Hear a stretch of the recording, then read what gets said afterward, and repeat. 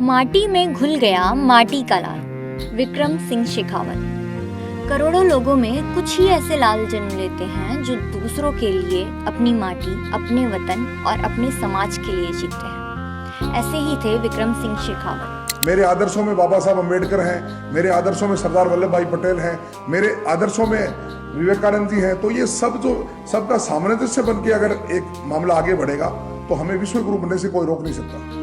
ये सामाजिक ताना बाना हमारे पूर्वजों ने जब रजवाड़े होते थे उस समय जो सोने की चिड़िया देश बना था वो इसी सामाजिक ताने बाने की वजह से थी। सेवा का संकल्प ऐसा कठोर कि उन्होंने अपने इस जन्मदिन पर खुद से यह वचन लिया था कि जब तक समाज के लिए मुफ्त चिकित्सा वाला आधुनिक अस्पताल नहीं बनाऊंगा तब तक मंच पर पगड़ी या दुपट्टा नहीं पहनूंगा। सूरत प्रवासी और राजस्थान के झुंझुनू जिले के मूल निवासी विक्रम सिंह शेखावत आज हमारे बीच नहीं रहे। 3 मार्च को उनका हार्ट अटैक से निधन हो गया। उनके पार्थिव शरीर को पिलानी के पास उनके पैतृक गांव बनगोटड़ी ले जाया गया, जहां देश भर से आए लोगों की मौजूदगी में अंतिम संस्कार हुआ। उनके निधन से राजस्थान, सूरत सहित गुजरात में शोक की लहर है। हमारे बीच मेरे प्रिय भाई, मेरे अनुज विक्रमजी शेखावत अल्प समय में हम लोगों को छोड़ के चले गए। बड़े दुख के साथ कहना पड़ रहा है कि वो हमारी एक भुजा थे। इतने अल्प समय में उन्होंने सिर्फ राजस्थान के समाज को ही नहीं बल्कि पूरे सूरत में समाज को उन्होंने खड़ा किया। अपनी आदर्शवादी नीतियों, निस्वार्थ सेवा भावना, इन सब के साथ उन्होंने हर व्यक्ति के बुरे से बुरे समय में खड़े रह करके अपने व्यक्तित्व का, अपने विशालतम हृदय का परिचय दिया।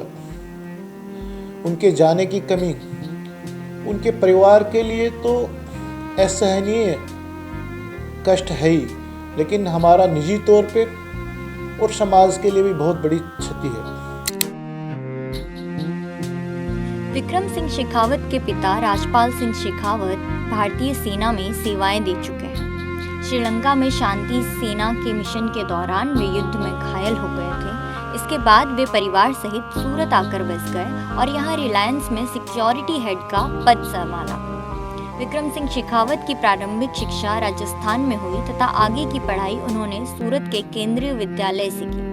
LLB की डिग्री हासिल करने के बाद उन्होंने पिता के साथ उनके सिक्योरिटी सर्विस के व्यवसाय को पूरे देश में फैलाया। विक्रम सिंह शेखावत न बल्कि राजस्थानी समाज के आगेवान थे, पूरे सूरत के हिंदू समाज के लिए उन्होंने खूब काम किया। राजस्थान युवा संघ के अध्यक्ष के तौर पर उन्होंने पूरे संगठन को रिवाइव किया। खूब सारे नए युवाओं को राजस्थान युवा संघ के साथ जोड़ा। कोविड में काम करना हो, गरीब लोगों के लिए काम करना हो, उनका फ़ोन हमेशा बजता रहता था।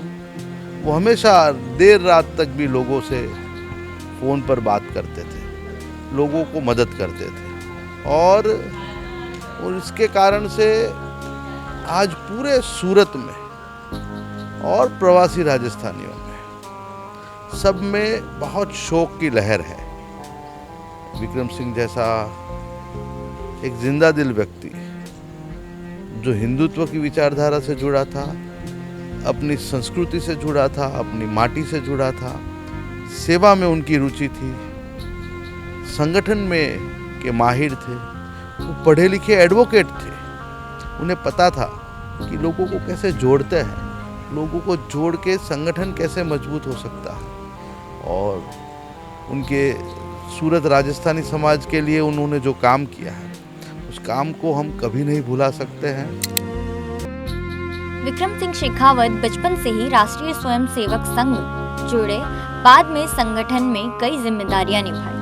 उन्हें विश्व हिंदू परिषद में भी सूरत जिला उपाध्यक्ष का दायित्व मिला। कोरोना काल में उन्होंने मानव सेवा की अद्भुत मिसाल देते हुए VHP के साथ सूरत में कोविड से मरे जाने वाले दर्जनों लोगों के अंतिम संस्कार की भी व्यवस्था करवाई। आरएसएस जो कि भारत में या विश्व में सबसे बड़ा जो संगठन है, उसके सेवा के कार्यों से जुड़ने का बहुत महत्वपूर्ण एक समय आया, क्योंकि आप जब अंदर जाके देखेंगे तो दीनहीन और गरीब की सेवा की जाती है पूरी पूरी। कोरोना काल में भी चाहे भोजन की व्यवस्था हो या शमशान में दाह संस्कार करना हो लोगों का, ऐसी जगह से जुड़े। और पूरे कोरोना काल में हमने एक दिन भी घर में अंदर रह के नहीं बिताया। सारे के सारे समय हम कहीं, मैं तो आपको बता रहा हूँ, अग्नि संस्कार जहाँ होता था वो संस्कार की जवाबदारी मुझे मेरे संगठन के द्वारा मिली थी। और पूरे के पूरे टेन्योर के दौरान मैं शमशान में मेरा 2-4 घंटा बीतता ही था, क्योंकि वो ऐसी सेवा थी जहाँ लोग कोई नजदीक नहीं आना चाह रहा था। उस कठिन दौर में विक्रम सिंह शेखावत का सेवा नेतृत्व आज भी समाज सम्मान और नम आंखों से याद करता है। इसके बाद का समय उन्होंने आरएसएस के साथ सामाजिक समरसता में लगाया और समाज को मजबूत करने में लगातार प्रयास करते रहे। उनकी सक्रिय और नेतृत्व क्षमता को देखते हुए उन्हें सूरत में बसने वाले 36 कौम के राजस्थानी समाज के प्रमुख संगठन राजस्थान युवा संघ का अध्यक्ष चुना गया। क्षत्रिय समाज से आता हूँ, समाज में हर एक्टिविटी में भाग लिया। दशहरा मनाना, महापुरुषों की जयंतियां मनाना, धीरे धीरे अब जो सांस्कृतिक चीजें थी उसमें भी काफी जुड़े। बीच में पद्मावती एक पिक्चर आई थी, उस पिक्चर के दौरान भी क्षत्रिय समाज ने खूब विरोध किया, उसमें भी एक्टिवली हमने पार्ट लिया ताकि सांस्कृतिक धरोहर को बचाया जा सके। साथ साथ समाज के अध्यक्ष पद की भी जवाबदारी समाज ने दी। मैं अपने आप को छोटा कार्यकर्ता समझता हूँ, फिर भी समाज ने बहुत बड़ी जवाबदारी दे दी। संगठन में अध्यक्ष पद का 3 वर्ष का कार्यकाल खत्म होने के बाद भी उन्हें सर्वसम्मति से पुनः अध्यक्ष पद की जिम्मेदारी सौंपी गई।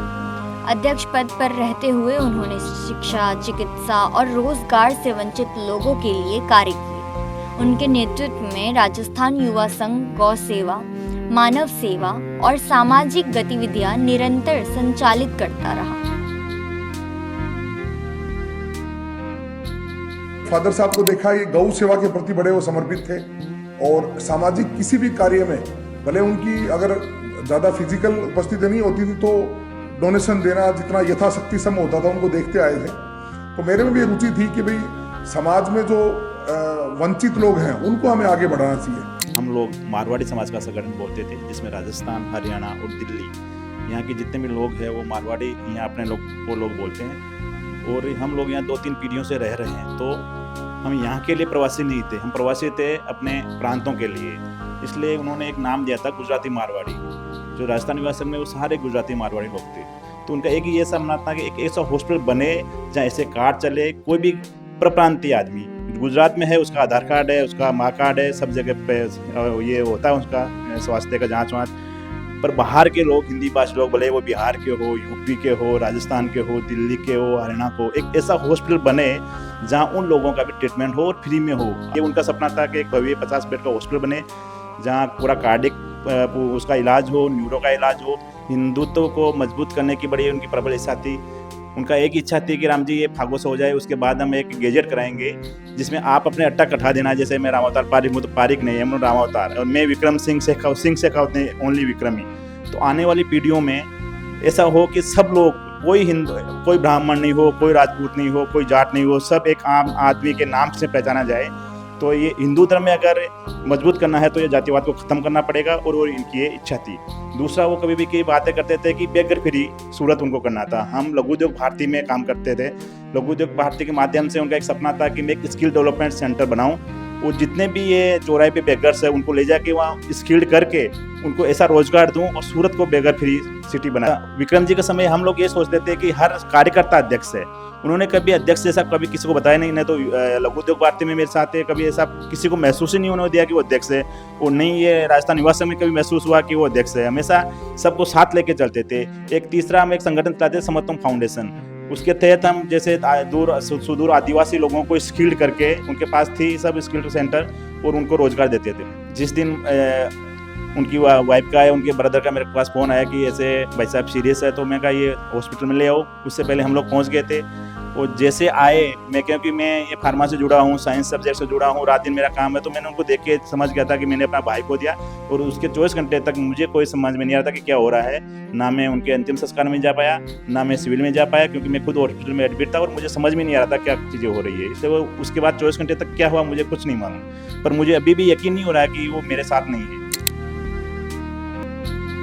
उन्होंने ही अपने समाज को गुजराती मारवाड़ी समाज नाम दिया, यानी गुजरात में रहने वाला मारवाड़ी समाज, जिसमें राजस्थान, दिल्ली, हरियाणा का भी समावेश हो।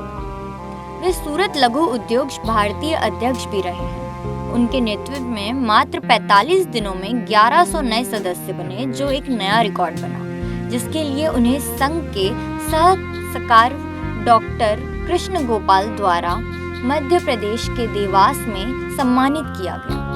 विक्रम सिंह राजस्थान सरकार की प्रवासी राजस्थानियों के लिए काम करने वाली संस्था राजस्थान फाउंडेशन के सूरत चैप्टर में भी सचिव की भूमिका निभा रहे थे। इसके अलावा उन्होंने समत्व फाउंडेशन के माध्यम से हजारों युवाओं को कौशल प्रशिक्षण देकर रोजगार उपलब्ध कराने का भी कार्य किया था।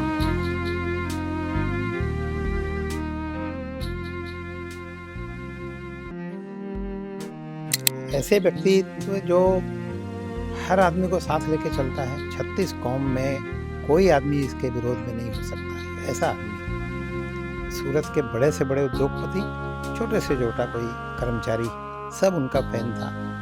मैं तो उनको देखता था कि मतलब यादें आती है, मतलब तो क्या है, उनकी जब यादें आती है तो मैं तो सो नहीं पा रहा हूँ। ऐसी ऐसी बातें, छोटी छोटी बातें, सबके लिए काम करना, सबके लिए दुख सुख में खड़े रहना।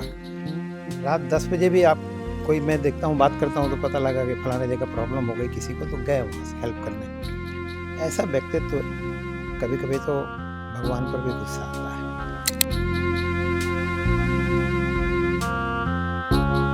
उनका सपना सूरत शहर को बैगर फ्री सिटी यानी भिक्षुक मुक्त शहर बनाना था, जिसके लिए वे उन्हें कौशल प्रशिक्षण देकर रोजगार से जोड़ने का प्रयास कर रहे थे। वर्ष 2025 की बात है, जब फागोत्सव आयोजित करने की योजना बन रही थी। उसी दौरान शिव शक्ति मार्केट में भीषण आग लगने से व्यापारियों को भारी नुकसान हो गया था। ऐसी परिस्थिति में उन्होंने फागोत्सव स्थगित कर गुजरात महोत्सव आयोजित करने का निर्णय लिया। बाद में उनके नेतृत्व में राजस्थान स्थापना दिवस के अवसर पर पारंपरिक वेशभूषण में 12,000 से अधिक मारवाड़ी महिलाओं द्वारा सामूहिक घूमर नृत्य प्रस्तुत कर ऐतिहासिक विश्व रिकॉर्ड बनाया गया।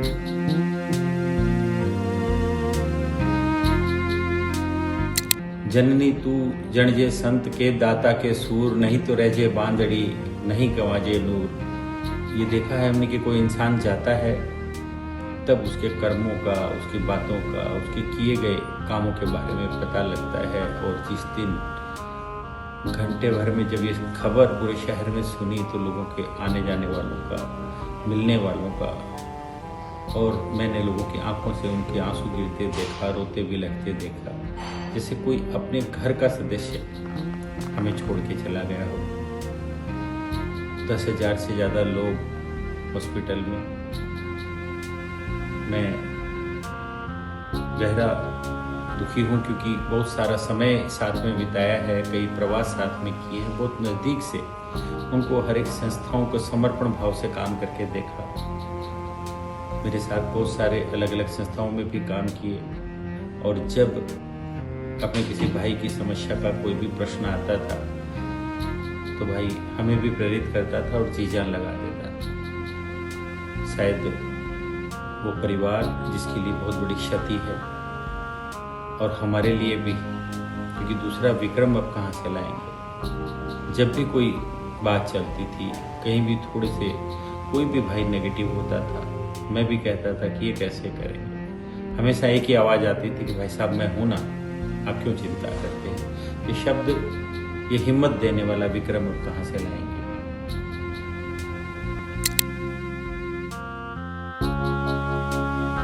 विक्रम सिंह शेखावत का जीवन समाज सेवा, संगठन क्षमता और मानवीय संवेदनाओं का सशक्त उदाहरण है।